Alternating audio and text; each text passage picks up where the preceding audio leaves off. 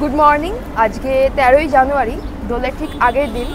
তো এবারে আমাদের গন্তব্যস্থল হচ্ছে শান্তিনিকেতন। তো আমার সাথে আছে দেবরূপা, অনেকদিন পর আমার চ্যানেলে এসছে। আচ্ছা, আমাদের জন্য। হ্যাঁ, যাই হোক। আচ্ছা, আমাদের চ্যানেল তুই তো করিস না, ওই জন্য তো কি হয়েছে, আমি তো থাকি, আমার ফেস ভ্যালু আছে একটা। তো তোর কেমন লাগছে, মানে কতটা এক্সাইটেড? খুব ভালো লাগছে। আমি আগে সেভাবে শান্তিনিকেতন যাইনি, একবার শোয়ের জন্য গিয়েছিলাম, বাট ঘোরা হয়নি আমার। আর সব থেকে যেটা এক্সাইটিং লাগছে সেটা হলো কালকে দোল। শান্তিনিকেতনের দোল আমি আগে দেখিনি, আর সোনাঝুরির হাটেও যাইনি, তো কেনাকাটিও করবো, সব মিলিয়ে খুব ভালো লাগছে। তো যাই হোক, এখন বাজে 8:20 আর আমাদের ট্রেন হচ্ছে 8:55 হাওড়া থেকে বোলপুর। দেখা হচ্ছে সেখান থেকে। হাওড়া স্টেশন সকাল 8:55, ট্রেন নম্বর 13053 কুলিক এক্সপ্রেস। রওনা দিলাম লাল মাটির দেশে।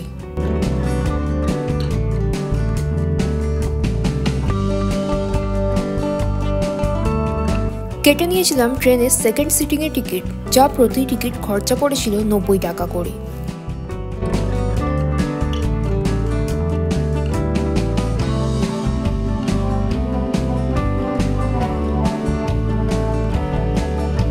ট্রেন বোলপুরের কাছাকাছি পৌঁছতেই স্বাদ পেলাম লাল মাটির লোকসঙ্গীতের।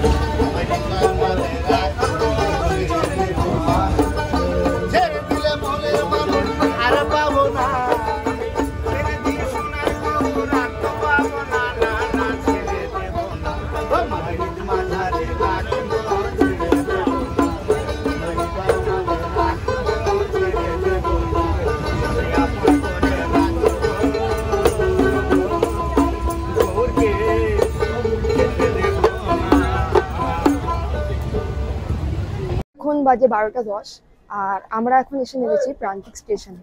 বোলপুর যাওয়ার দুটো স্টেশন আছে, একটা হচ্ছে বোলপুর আর একটা হচ্ছে প্রান্তিক। প্রান্তিকে নামলে এখান থেকে আমাদের হোটেলে যেতে সুবিধা হবে। এই যে সামনে পরপর এখানে টোটো রয়েছে স্টেশন থেকে বেরোলেই। তো এখান থেকে আমাদের হোটেলের দূরত্ব হচ্ছে 1 কিলোমিটারের মধ্যে। দেখা যাক কত কি দাম বলে। যে দেবরূপা একদিনের জন্য ঘুরতে এসছে, প্রথমে ট্রলি ব্যাগ নিয়ে আসছিল, আমি বারণ করায় এখন 4টে ব্যাগ নিয়ে এসেছি। জানি না কি আছে। কি আছে তোর ব্যাগের মধ্যে? অনেক জামা কাপড় আছে। বলছে অনেক জামা কাপড় আছে। জামা কাপড়, স্কিন কেয়ার। মেন ব্যাপার হচ্ছে ওর ব্যাগে জামা কাপড় কম থাকে, স্কিন কেয়ার বেশি থাকে। আচ্ছা, যেটা আপনাদের বললাম, এখান থেকে মানে স্টেশন থেকে আমাদের হোটেলের দূরত্ব হচ্ছে 1 কিলোমিটার। তো টোটো এখানে 30 টাকা পার হেড করে বললো। তো এটাই হচ্ছে এখানে রেট।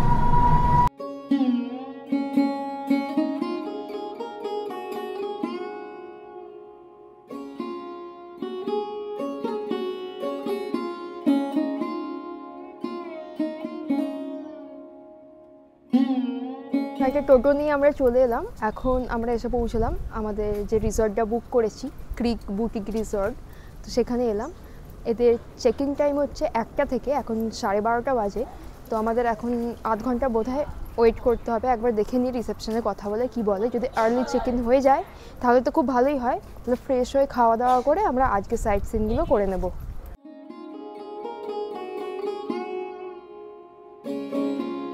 হোটেলে ঢোকা মাত্রই আমাদের দিয়ে দেওয়া হলো এই ওয়েলকাম ড্রিঙ্কস।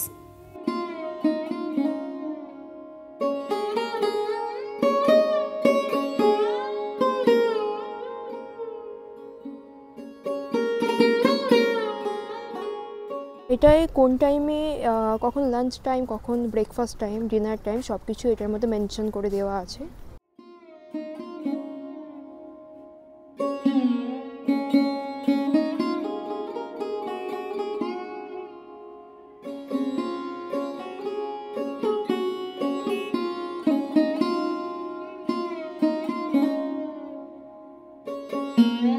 আমাদের হোটেলে সমস্ত ডিটেল এবং রুম ট্যুর থাকছে এর পরবর্তী ব্লগে। এবার এসে স্নান টান করে ফ্রেশ হয়ে এবার যাচ্ছি লাঞ্চ করতে। দেবরূপা এখন থেকে শাড়ি পরে সেজে নিয়েছে। এই যে আপনাদেরকে বলছিলাম যে ফেস্টিভ্যালের জন্য যে সাজাচ্ছে, দেখুন কি সুন্দরভাবে সাজিয়েছে।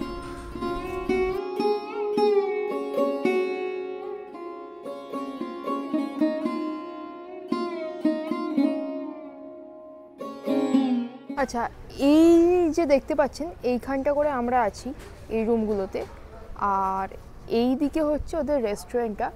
তো ভিতরে খাওয়া দাওয়ার ব্যবস্থা আছে। এই হচ্ছে আজকে মেনু, এখানে দিয়ে দিয়েছে পরপর আজকে কি রান্না হয়েছে।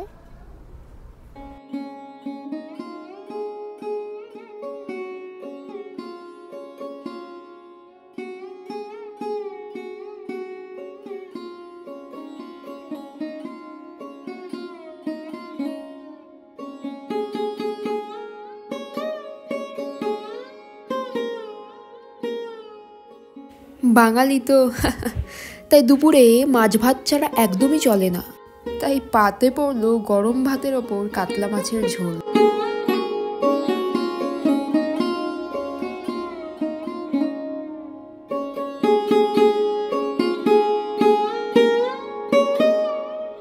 এদিকে দেবরূপার মুখে আবার চাইনিজ ছাড়া রোচে না। কি জানেন তো, আমাদের দুজনের মতের মিল কখনোই হয়নি।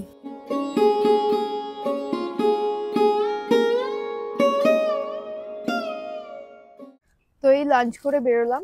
আমি নিয়ে নিয়েছিলাম ভাত আর মাছের ঝোল। মাছের ঝোলটা কিন্তু অসাধারণ ছিল, মানে হালকার মধ্যে খুবই ভালো। আর ওরা নিয়েছিল মিক্সড ফ্রাইড রাইস আর চিকেন মাঞ্চুরিয়ান, খুব ভালো, ওটাও ভালো ছিল, খুবই একটু স্মোকি ফ্লেভার কাইন্ড অফ ছিল, মানে ভালো ছিল। ঠিকঠাক, হ্যাঁ কিন্তু ঠিকঠাক, authentic ভালো Chinese ছিল। হ্যাঁ ঠিক আছে। তো এখন আমরা চলে যাচ্ছি, প্রথমে যাব হচ্ছে কঙ্কালীতলা, তারপর ওখান থেকে যাব হচ্ছে সোনাঝুরি হাটে। প্রচন্ড রোদ, আন্টি ছাতা খুলেছে, ছাতা খুলে আবার উল্টে পড়ে যাচ্ছিল। এই ছাতা খুলতে গিয়ে উল্টে পড়ে যাচ্ছে, আমার কাছে ব্লগে এসে। হ্যাঁ, কেন বলবো না? না ফালতু কথা বলি না। তোমার বর দেখে, কেন বলবো না? আমরা দেখি, সবাই মিলে দেখি, খেতে বসে বসে দেখি। ধন্যবাদ আমার ব্লগ দেখার জন্য। আমি দেখি না শুধু। আচ্ছা, আমাদের হোটেলের বাইরেই একটা টোটো দাঁড়িয়েছিলেন, তো ওনাকে জিজ্ঞেস করলাম কঙ্কালীতলা যাওয়ার জন্য। তো উনি নিয়ে যাচ্ছেন আমাদের, যেহেতু ফেস্টিভ সিজন তাই একটু রেট বেশি, তবে সোনাঝুরি হাট পর্যন্ত নামিয়ে দেবে, কঙ্কালীতলা দেখিয়ে 300 টাকা ভাড়া বলেছেন।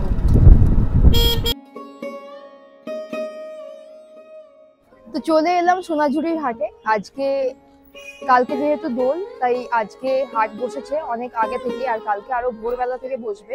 প্রচুর জিনিস বসেছে, আমরা দেখবো জিনিস কি কি পাওয়া যাচ্ছে, একটা একটা করে জিনিস শপিং করবো। আমার তোমার যে দেবরূপা তো প্রচুর জিনিস কিনবে আজকে, ওকে আটকানো যাবে না। যাই হোক, চলুন হাটটা আপনাদেরকে ঘুরিয়ে দেখাই আজকে। এটা সুতির উপর দেখা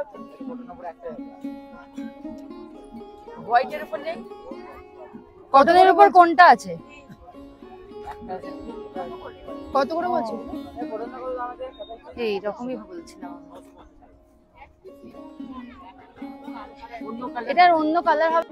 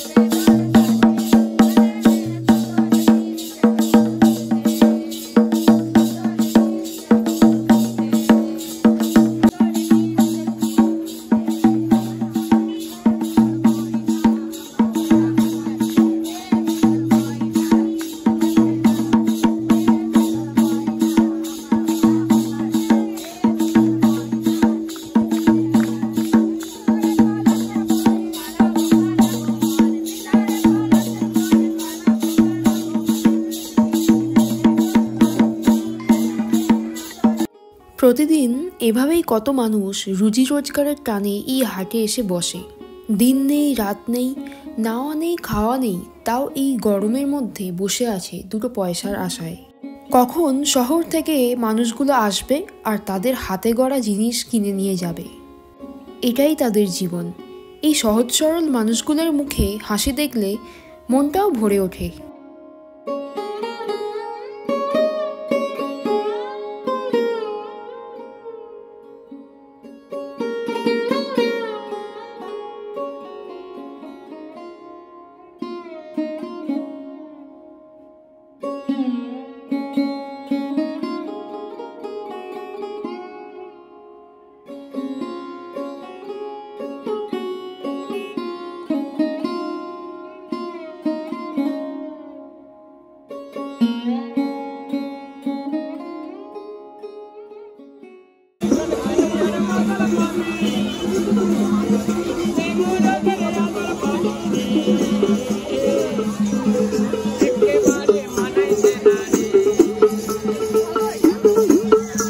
চারটের সময় হাটে এসেছি, এখন 5টা বেজে গেছে। তো এবার আস্তে আস্তে হাট উঠে যাচ্ছে। দেবরূপা এখনো কেনাকাটা শেষ করতে আমার পারেনি। মন ভরেনি, আমি অনেক কিনেছি কিন্তু আমার মন ভরেনি, আরো শাড়ি ফাড়ি আরো অনেক কিছু কিনতে হবে। তো কালকে সকাল সকাল আবার আসতে হবে, কালকে এসে আবার কেনাকাটা করব। কালকে তো দোলের দিন, জানি না, এখানে তো দোল খেলা এবছর বারণ করে দিয়েছে, দেখা যাক কি হয়। তো চলুন এরপর চলে যাবো আজকে কঙ্কালী তলায়, ওখানে সন্ধ্যাবেলা হবে সন্ধ্যা আরতি, তো ওটাই দেখাবো আপনাদের। 51 সতীপীঠের মধ্যে একটি সতীপীঠ হলো কঙ্কালীতলা, যা থাকছে আমাদের পরবর্তী পর্বে। তারই গল্প নিয়ে খুব তাড়াতাড়ি আসতে চলেছি আপনাদের কাছে। সারাদিনের হাজার কাজের ব্যস্ততায় আমি ঘুরে বেড়াচ্ছি বিভিন্ন জায়গায়, আর তারই ভিডিও তুলে ধরছি আপনাদের সামনে। তাই এরকম ভালো ভালো ভিডিও দেখতে হলে আপনাদের এই চ্যানেলটিকে অবশ্যই সাবস্ক্রাইব করে দেবেন।